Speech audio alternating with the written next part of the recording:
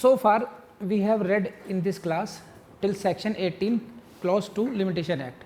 Now we are going to proceed with the explanation of the section 18 limitation act, effect of acknowledgement. Before jumping into that explanation we should understand some other deeper parts, कि जो और parts हैं important है, जो पढ़ने चाहिए, हम लोग समझने चाहिए, पहले उसको पढ़ते हैं और उसी में फिर एक्सप्लेनेशन को समझने की कोशिश करेंगे. ठीक है, एक्सप्लेनेशन के कितने पार्ट हैं? ए, बी और C. We have done C part, है कि नहीं? तो rather we have to read only A and B part of the explanation. ठीक है ना, यही है.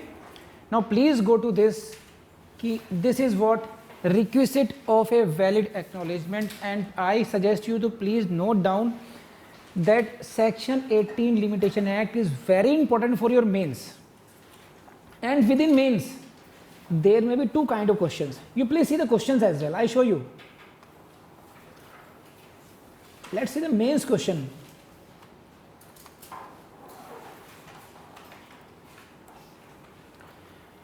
What is the effect of acknowledgement on the period of limitation? How this period of limitation is computed in such case?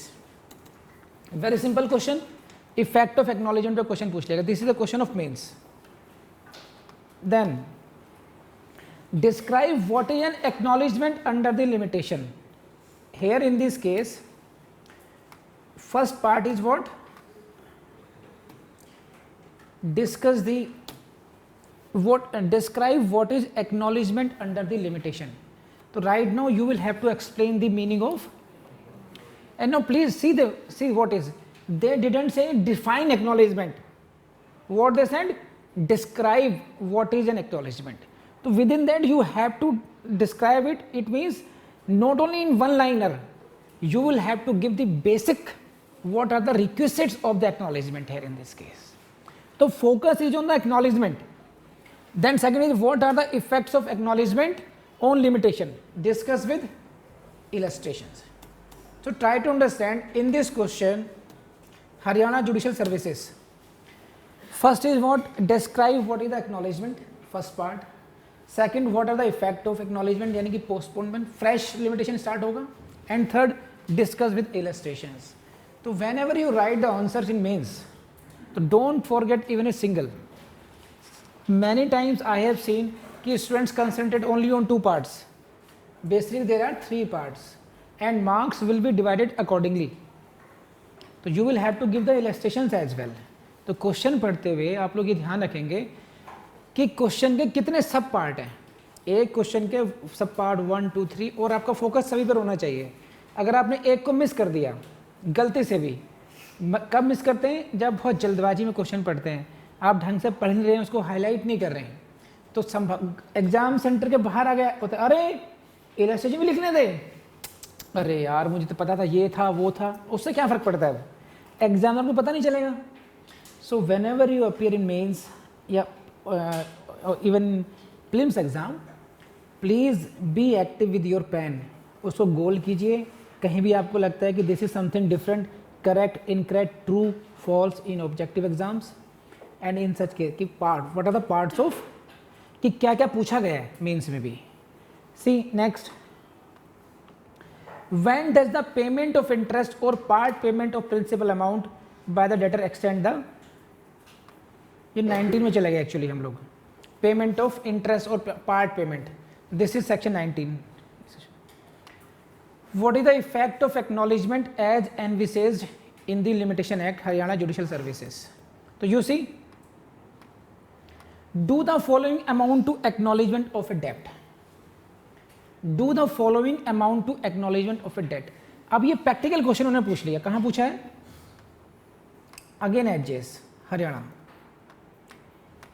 Now 1, 2, 3. It is not that I would not pay you, but that I cannot do so. What I wrote was not that.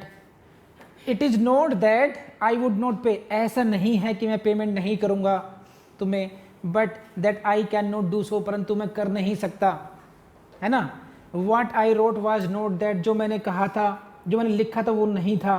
I saw no prospect at present of being able to repay. मैं इस समय ऐसे कोई हालात नहीं देखता हूँ कि मैं पेमेंट कर पाऊँ the capital, but that I saw no prospect of being able to repay the capital at present whatever. तो ये लाइन लिख दी गई। Now you have to see whether this is acknowledgement or not. अभी तक हम लोग क्या फोकस कर रहे थे कि what is the effect of acknowledgement.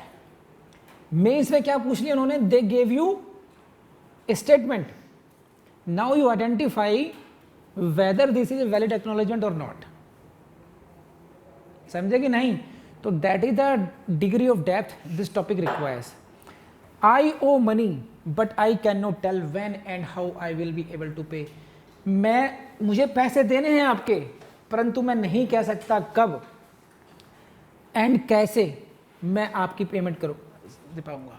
तो क्या ये स्टेटमेंट ऑफ एक्नॉलेजमेंट की कैटेगरी में आएगा या नहीं आएगा, है ना? तो इस तरह के क्वेश्चन आए आपके इसमें। तीसरा आया, आई ओ द डेप्ट but I will not pay it. मुझे आपके पैसे देने हैं परंतु मैं इसके पैसे आपको नहीं दूंगा unless I am compelled by law, जब तक कि मुझे लॉ का फोर्स ना हो, मुझे कंपेल नहीं करोगे आप लॉ के द्वारा। तो whether this is acknowledgement or not. So this is what you have to, this is different kind of question. So इनको अंडरस्टैंड करने के लिए we have to focus on the term acknowledgement, what are the requisites of acknowledgement, and for that purpose you will have to very well understand the explanation as well. Now समझे this effect of state the valid conditions of acknowledgement of a debt under the Limitation Act, RJS. State the valid conditions. Now this is the topic we are going to discuss with. The topic is what? Requisites of a valid acknowledgement. I hope कि now you got the point which I am trying to make now. वो समझ गए होंगे मैं आपका focus कहाँ लेके जाना चाह रहा हूँ कि requisites of valid acknowledgement. I have given you the notes as well and this topic is very important for your mains now. सही है? तो let's start and understand each and every point. बहुत सिंपल पॉइंट्स हैं, केवल जानने हैं हम लोगों ने। सो this is acknowledgement must be made before the expiration of the limitation period. This is the first requirement. सही, हम पहले बात कर चुके हैं व्हाट इज एक्नॉलेजमेंट, दोबारा बात कर लेते हैं। Acknowledgement means what? A definite clear admission of existing liability by the defendant. What? A definite clear admission. Definite means होता है, हिंदी में बोलते हैं उसको unambiguous. Definite मतलब which you can define exactly what you are saying. Clear भी वही बात है कि there is no ambiguity in that. Admission of existing liability, वर्तमान liability, existing liability के बारे में आप you are accepting your liability.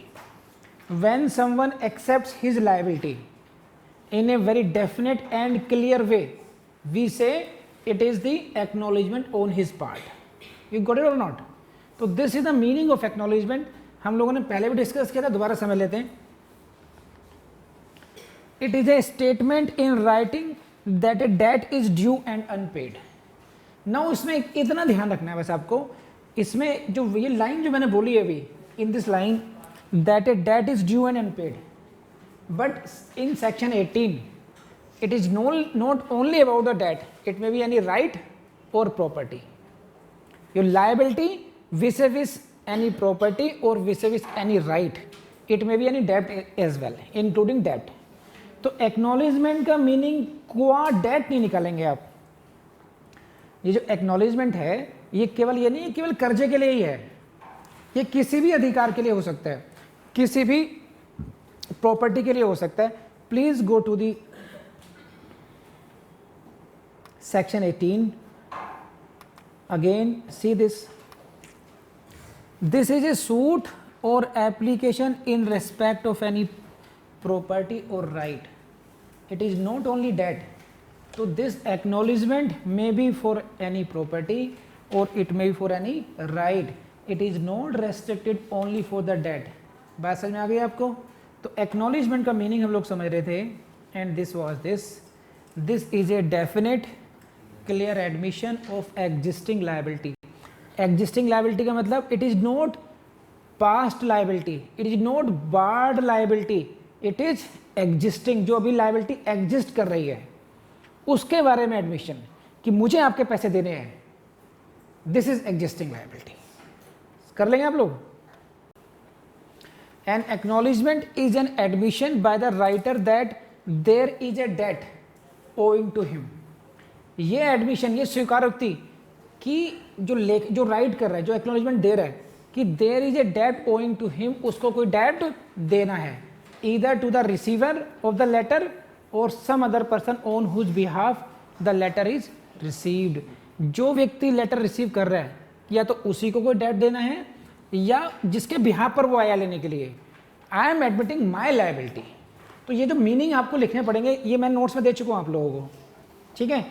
But it is not enough that he refers to a debt being due from somebody. It is, यहां पर जो बात है, it should be definite and clear. Acknowledgement should be definite and clear of admission.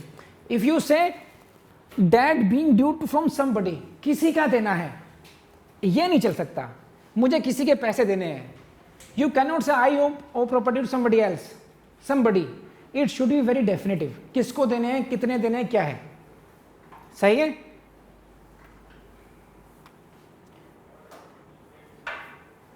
And this is, try to understand, in order to take the case out of the statute, there must be an admission that writer owes debt upon the fair construction of letter read in the light of the surrounding circumstances। इसको समझिए क्या कि अभी में acknowledgement के meaning की बात चल रही है, क्योंकि दैट इज़ वेरी इंपॉर्टेंट कि जो आप एक्नॉलेजमेंट आपने लिखा, लेटर में लिखा, किसी प्रोनोट पे लिखा, कैसे भी लिखा, उसकी जो फेयर कंस्ट्रक्शन है, उसका जो मीनिंग इंटरप्रिटेशन करके निकाला जा रहा है in the light of surrounding circumstances, that should be only what, this is the admission of debt or liability of towards any property or liability towards any right. तो only एक ही वो निकल के आना चाहिए कि हाँ he is owing liability or not. अगर ये पार्ट है उस लेटर का, ये जो रिटन डॉक्यूमेंट है, if in that letter or in that document you are admitting the liability, then it will be considered as acknowledgement. Now I take you to this. I owe the money but I cannot tell when and how I will be able to pay. मुझे पैसे देने हैं, I owe the money but I cannot tell when and how I will be able to pay. तो it means what, whenever you are saying I owe the money, कि मुझे पैसे, यानी कि you are admitting your liability, तो this is an acknowledgement. Now you go to the explanation.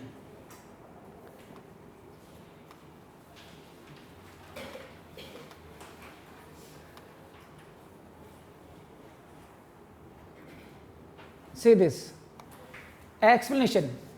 For the purposes of this section, an acknowledgement may be sufficient, though it omits to specify the exact nature of property or right. If you are fulfilling first condition, if you are admitting it liability, then even if you are not mentioning the exact nature of the property or the right, this will be a sufficient acknowledgement for the purpose of commencement of the limitation period. Are you getting this point?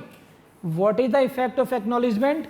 If the acknowledgement is good, legally valid, then from the date of the acknowledgement a fresh period of limitation will start. This is the effect.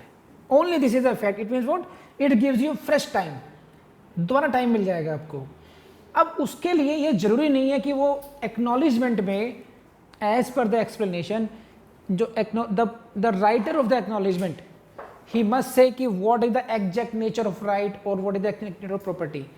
Only what is sufficient, whether this is acknowledgement or not. Acknowledgement means what? Clear cut meaning of this. This is, if this is definite clear admission of existing liability, if it is there, If it is there, then in that case, even though he omits to specify the exact nature of the property right, it will be a acknowledgement may be a sufficient as per the explanation A. समझ में आता है नहीं आ रही है आपको? Getting point or not? Come to second point. Averse that time for payment, delivery, performance or enjoyment has not yet come. Say this.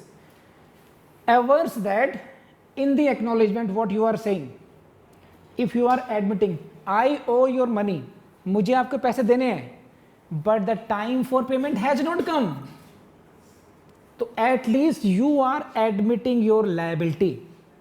As per the explanation, it is sufficient.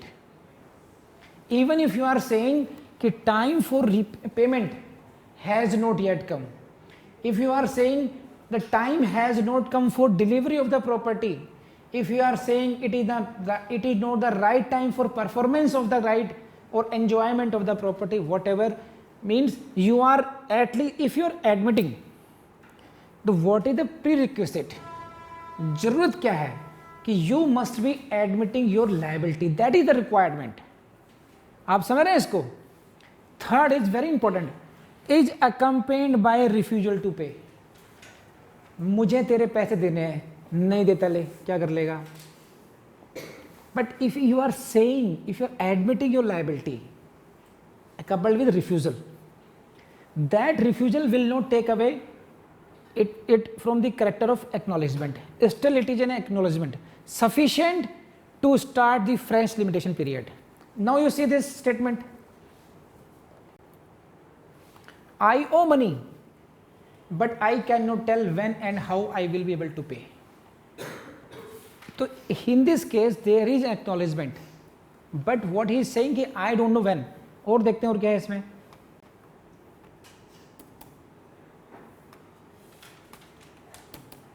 I owe the debt, acknowledgement, clear and definite acceptance of the liability, but I will not pay it, refusal, है ना, unless I am compelled by law it. So if you read it with that line of the explanation, कि even if it is coupled by refusal, even then it will be a sufficient. This is accompanied by a refusal to pay, deliver, perform, permit to, it will be a sufficient. Acknowledgement may be sufficient though it is accompanied by the refusal to pay. तो समझ रहे हैं बात ही नहीं? Please raise hand अगर यहाँ तक बात समझ में आ रही है तो. Now is coupled with a claim to set off. If the I owe the money, again इस पर आ जाइए, मैं कहता हूँ I owe the money, I owe the debt, but you have to also to give me some. I owe 50,000 rupees and you have to give my 20,000 rupees. So please set off. So if I am claiming to be set off, even in that case it is a acknowledgement. It is an acknowledgement. Question बात वहीं के वहीं आ रही बार बार कि हमें कहाँ focus करना है, ये फोकस करना है whether there is the admission of existing liability or not. If it is the admission of existing liability, it will amount to acknowledgement. It hardly matters if he refuses to pay, if he claims to set off, if he is not describing this exact nature of the right or property, but if he is admitting liability, it is an acknowledgement sufficient for the purpose of section 18. समझे? Is addressed to a person other than a person entitled to the property or the right. Very funny, very important. Is addressed to a person, किसको? Other than a person entitled to the property or right. I am saying to you, suppose I owe money towards State Bank of India. मुझे State Bank of India के पैसे देने हैं. And now I am addressing by letter to you. I have to repay the loan of SBI. So it is not that I should refer to that also. Is addressed to a person other than the person entitled to property or right. So these are what explanation के part है. सही है? Say this. The acknowledgement is not required to be made to the creditor or the person entitled to the right or the property. It may be made to any person. even to one who has no connection with the creditor, and it is very important, you will get confused from this कि ये क्या मतलब हुआ, but it is law. What we are saying, what is the effect? What we are saying कि if you are admitting your liability, fresh period will start. It is not the required कि you should tell to him only. Are you getting this point? So you can get confused, but keep it in mind. It may be made to any person, even to one who has no connection with the creditor. ठीक है, कर लेंगे आप लोग.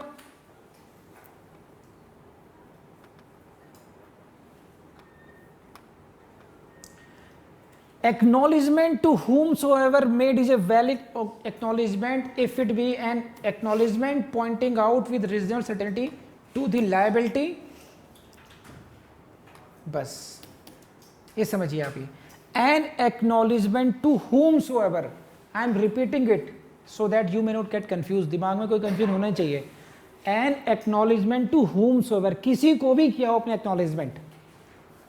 made, whomsoever made is a valid acknowledgement if it be an acknowledgement. बस इसको समझिए. what is required? If it be an acknowledgement pointing out with reasonable certainty. अगर ये acknowledgement है, सिर्फ हमें ये देखना है whether this amounts to acknowledgement or not. If it amounts to acknowledgement pointing out with reasonable certainty to what? To the liability in dispute. If you are admitting your liability, it is an acknowledgement. To whom you are addressing, it is immaterial. Are you getting this point? कर लेंगे आप, समझदार लोग हैं. This is an admission of liability in respect of a decree amounts to an acknowledgement. See, an admission of liability in respect of a decree amounts to an acknowledgement although the admission is not made to the decree holder. जिसके fair में judgement हुआ है, that is a decree holder, आपने उससे नहीं किया, आपने किसी और से किया, तो even then it will amount to what? Acknowledgement. तो this is the explanation part. समझ में आया आपको? नहीं आया? रेज हैंड अगर यहाँ तक समझ में आ गया हो तो now come to the topic requisite of a valid acknowledgement. We have gone through the explanation. अब इससे आते हैं क्या है. इनका क्वेश्चन था क्या ये ओरल भी हो सकता है, तो I am coming to that. Acknowledgement must be made before the expiration of the limitation period. ये आप समझ चुके हैं आप लोग. In other words, acknowledgement must be made after the period of limitation has begun to run. जिस दिन से लिमिटेशन पीरियड शुरू हो चुका है and while it is actually running now. It is, see try, एक इमेजिन कीजिए, when the limitation period was, please see this side everyone, when the limitation period was to be started, the person entitled to institute was under any legal disability. Section 6 applicable हो गया. समझे आप? Now person ए, person क्या, एक सेठ जी हैं, उनका नाम है मुक्तेश. मुक्तेश ने किसी एक्स व्यक्ति को लोन दे दिया, है ना, या किसी एक्स ने मुक्तेश को लोन दे दिया. ऐसे करते हैं, एक्स ने मुक्तेश को लोन दिया 10 लाख रुपए और 3 साल की रिकवरी होनी थी, है ना. कॉज ऑफ एक्शन अराइज होने से पहले ही मुक्तेश ने कहा था कि 1 महीने वापस कर दूंगा मैं. 1 महीना होने से पहले जिसने लोन दिया था क्रेडिटर, उसकी डेथ हो गई. The creditor dies before cause of action arose. Cause of action start होने से पहले क्रेडिटर की डेथ हो गई. Now limitation period has not started and at that time he was having a minor son. It means the person entitled to sue is now under legal disability under section 6. Are you getting this point?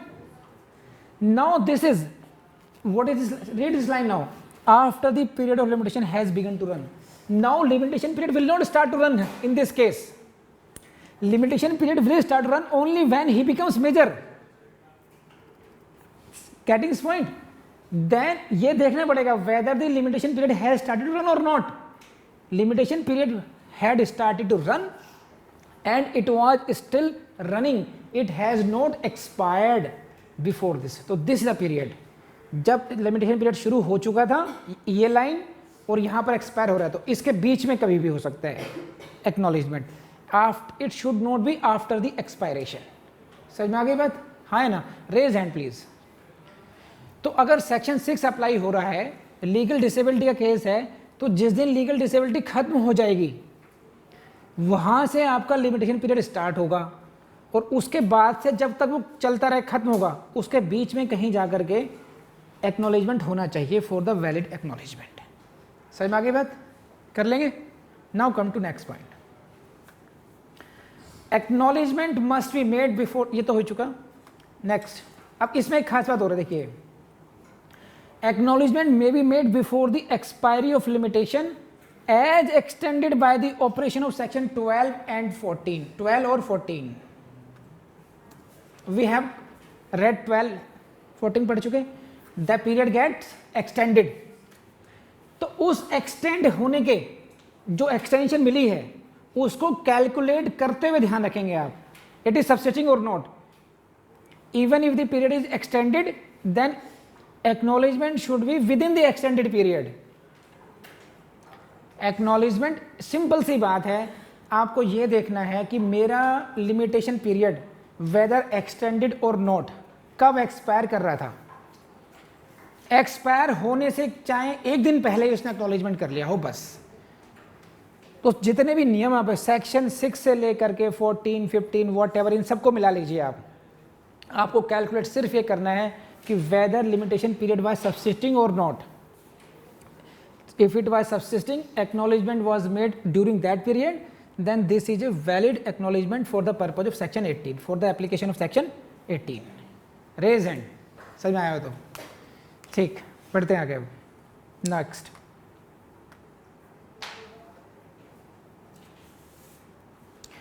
the onus lies on the creditor to prove that the acknowledgement was made within the time. Now who is bringing the suit? Creditor. Naturally creditor will bring the suit. He will have to prove that acknowledgement was made within the time, and because this acknowledgement was made within time, therefore a fresh period of limitation has started. So the burden of proof lies upon the creditor. कर लेंगे point note, लिखा आपके notes में. Next, very big question जो problem थी आपकी madam की, इसको मैं हाईलाइट कर रहा हूँ अलग से. बेरेट में भी थी वैसे तो ये. Acknowledgement of liability must be in writing. Acknowledgement of liability must be in writing. You got the answer? Hence, an oral acknowledgement is not sufficient. Oral acknowledgement is not sufficient. And secondly, mere payment of sum of money towards the debt is not sufficient. 3 lakh रुपए देने थे, आपने 1 लाख रुपए दे दिया. mere payment of money, it will not amount to acknowledgement. For the purpose of section 18, mere payment of sum of money towards debt is not sufficient. समझे नहीं समझे आप? ये कर लेंगे. Next, acknowledgement must be signed by the person making the acknowledgement or his duly authorized agent. This is what? Written, signed during the continuance of the limitation period, and therefore please see that telegram cannot constitute a sufficient acknowledgement. If you are sending a telegram, I accept that I owe rupees 10 lakh to you, मैं मानता हूँ कि मुझे आपके 10 लाख रुपए देने हैं, Telegram से भेज दिया, because telegram is not signed. Telegram cannot constitute a sufficient acknowledgement as telegrams are not signed. So this can be a question for prelims कि whether a telegram can amount to acknowledgement or not. Answer is no. And this is telegram, what we are dealing with. Telegram must be signed. Now suppose someone do only initials. Signed initials instead of full signature do not affect the legality of the acknowledgement. it means even if you do full signature or you put only the initials, the effect of acknowledgement is same in both cases. इन दोनों ही मामलों में acknowledgement का effect same रहेगा. आपने पूरे signature किए या आधे किए, इनिशियल किए, it hardly matters. And secondly question ये हो सकता है कि किसी व्यक्ति ने अंगूठा लगाना हो, तब क्या होगा? For that purpose you will have to go general clauses act. Under the general clauses act, sign should with reference to a person who is unable to write his name includes his mark. तो यहाँ पर sign का मतलब thumb impression से भी हो जाएगा because of the general clauses act, कि अगर कोई व्यक्ति लिखने में असमर्थ है तो उसके अंगूठे के निशान को ही उसके सिग्नेचर माना जाएगा. तो अगर किसी व्यक्ति ने एक्नॉलेजमेंट किया और उसमें अपना अंगूठा लगा दिया, it means it is a valid acknowledgement. कर लेंगे? This is important, very important. It can confuse you. An acknowledgement need not be in the handwriting of a maker. Requirement क्या थी? An acknowledgement of liability in respect of such property or right has been made in writing signed. Writing में होना चाहिए और sign होना चाहिए. इसमें यह नहीं कहा कि किसकी राइटिंग में होना चाहिए.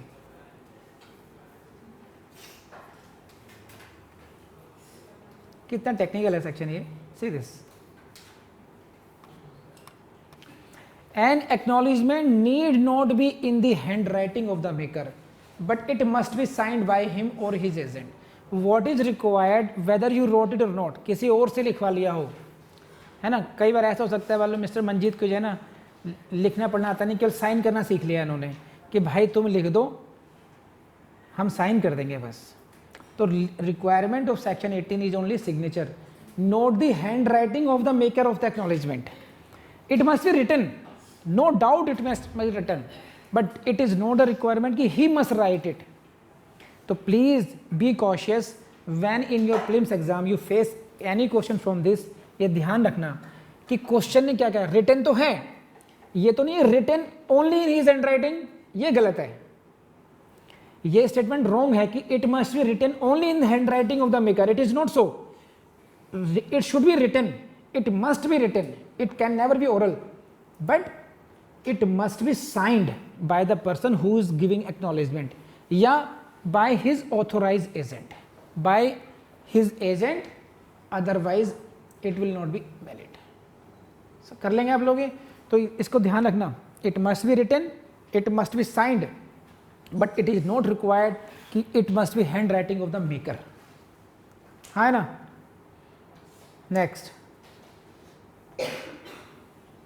say this, in the case of acknowledgement made by an agent, when your agent is making acknowledgement, in that case it is necessary to prove that agent was duly authorized. This is must. When the acknowledgement is being made by the agent, so it must be proved that he was duly authorized by the defendant, otherwise unauthorized agent will not work in this case. कर लेंगे. We see the questions की आपके prelims में ऐसे questions मिलते हैं कि भाई गार्जियन ने एक्नॉलेजमेंट किया, whether it is a valid acknowledgement or not. कर्ता ने किया, whether it is not. Partner ने किया. तो इसके बारे में यू शुड नोट इट कि कहाँ किस किस का एक्नॉलेजमेंट किया हुआ, that can be the valid as per the section 18. See this, we have, हमने क्या देखा अभी कि it must be agent was duly authorised. For the valid acknowledgement agent must be duly authorised. तो इसकी कॉन्टिन्यूटी में देखिए आप लोग क्या है कि the authorisation of agent need not be in the writing, it can be implied. It is not कि जो अथॉरिटी चाहिए एजेंट के लिए that must be in writing, it can be implied. For example, a guardian is an agent duly authorise to make an acknowledgement. अगर मेरे behalf पे मेरे parents acknowledgement कर देते हैं, then it will be a valid acknowledgement as per the law, because there is a he is deemed to be impliedly authorized for me. In the same case, acknowledgement made by the karta of a Hindu joint family, in that case also it binds the other members of the family. Got it or not? So please learn these points 1 2 3 करके कि guardian, karta, ये सब they all can make valid acknowledgement. Similarly, this is acknowledgement made by one partner of a partnership.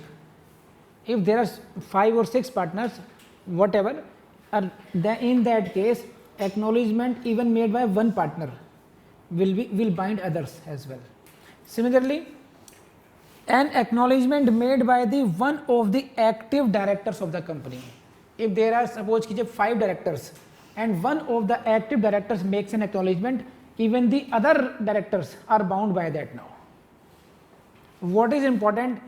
Don't get confused from this. An acknowledgement by co-owners or one mortgager, or it is not acknowledgement.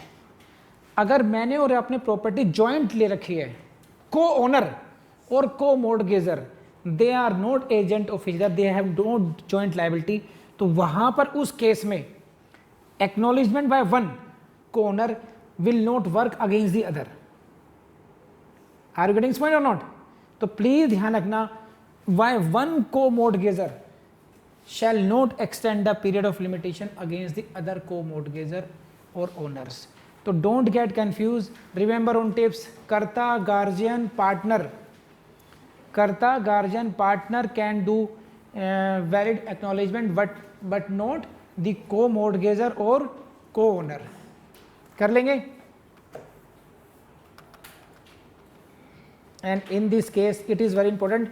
It is always asked, an acknowledgement by the pleader of the liability of his client, the debtor is a valid acknowledgement. Even the pleader can make acknowledgement on behalf of his client. ध्यान रखना.